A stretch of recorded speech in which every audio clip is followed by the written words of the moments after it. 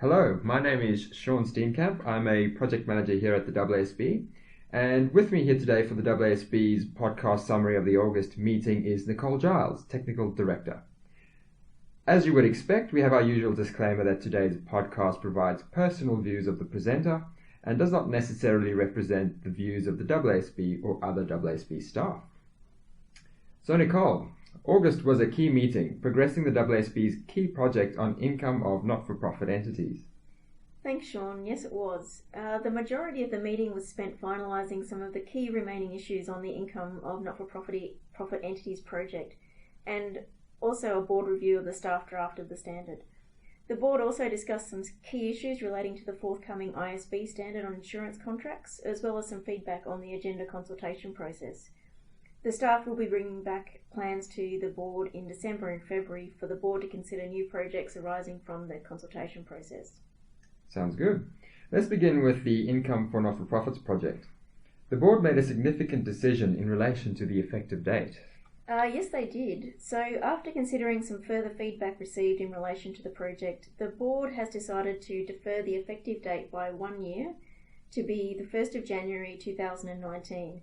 Rather than the 1st of January 2018.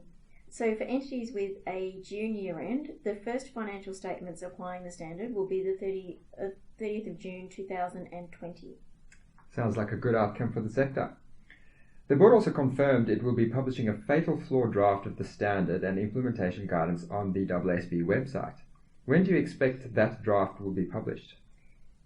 Thanks, Sean. We are expecting the fatal flaw draft to be available by the end of September, with approximately 4 weeks to provide any fatal flaw comments on the draft, and the board will discuss the comments in mid-November. And is the standard still expected to be published in the fourth quarter of this year? Yes, it is. The board has committed to release the standard by the end of this year, so even with the additional year for adoption, the board is aware that there are a number of entities that would like to early adopt the proposals, so publication is still planned for mid-December. Thank you. Moving into some of the deep technical discussion, the board discussed a number of sweep issues.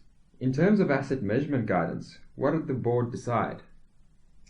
Thanks, Sean. The board agreed to remove the asset recognition and measurement guidance in the draft standard and instead insert specific Australian guidance into each relevant Australian accounting standard that where the consideration relating to the asset received is significantly less than the fair value of that asset.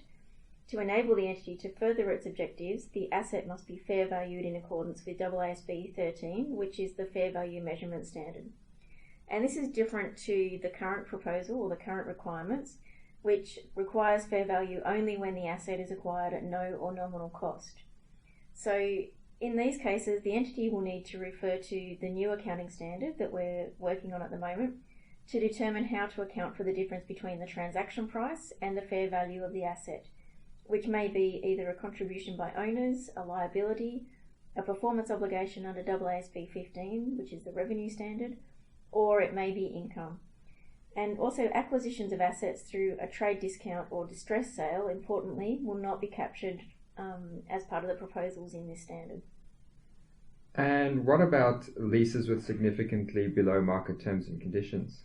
This is another important decision. So the board confirmed some transition relief for entities that choose to early adopt the new income for not-for-profit standard, which will mean that the entities can adopt the standard without also needing to adopt the new leasing standard at the same time. So, for example, this includes entities being permitted to continue to apply the requirements of AASB 117 for their operating leases, rather than requiring these leases to be fair valued. The board also confirmed that for below market leases, the right of use asset is measured at fair value, but the lease liability is measured at the present value of minimum lease payments, with any difference between the fair value and the present value of minimum lease payments being likely to be recognised as income. And volunteer services.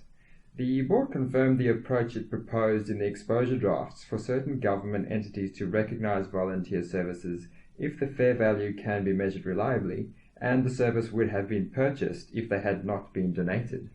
Yes, that's right, Sean. The board also confirmed that an entity can elect to recognise volunteer services if their fair value can be measured reliably.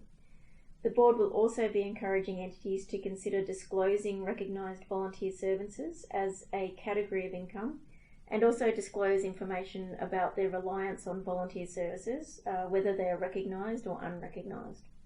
Thanks, Nicole.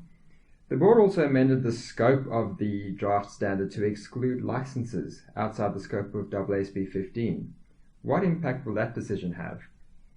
Well, this decision to scope out those licences means that an entity would be required to apply AASB 108 to determine their accounting policy for such licences. So they may be able to apply the licensing provisions of AASB 15 by analogy, or the requirements of the new accounting standard. The board also made some decisions on disclosures for restricted funds. Yes, and this was another one of the board's important decisions based on feedback that we received. The board decided to encourage entities to disclose information about externally imposed restrictions, and also discussed some examples of ways that this could be achieved. Some of the examples they discussed included disclosure of assets to be used for specific purposes, disclosure of reserves divided into restricted and unrestricted amounts, disclosure of total comprehensive income divided into restricted and unrestricted amounts, either on the face of the statement of financial performance or in the notes, or some combination of those disclosures. Thanks, Nicole. Moving on to the other key topic discussed at this meeting, insurance contracts. Thanks, Sean. The board noted that the AASB expects to have a fatal flaw draft IFRS out later this year, and from an Australian perspective, the key issue discussed was asset measurement. In order to allow insurers flexibility to choose asset measurements that remove potential accounting mismatches with the insurance liability measurement, the board agreed not to retain the existing asset measurement requirements, requiring assets to be measured at fair value whenever permitted by other standards. And in relation to the public sector, the board decided it will clarify the scope of the forthcoming new AASB insurance standard for public sector entities to ensure that similar activities are treated in the same way. And the board also agreed that AASB Interpretation 1047, which relates to professional indemnity claims liabilities in medical defence organisations, should also be superseded by the forthcoming new AASB insurance standard. Thanks, Nicole. And finally, looking forward to the December meeting, the board plans to finalise its exposure draft on reduced disclosure requirements and continue redeliberations on the service concession arrangements project. The board also has a number of other events coming up. Yes, so in November the board will be hosting a research forum in Sydney as well as an investor forum, and we'll be releasing details of those forums on the AASB website shortly. Thank you, Nicole.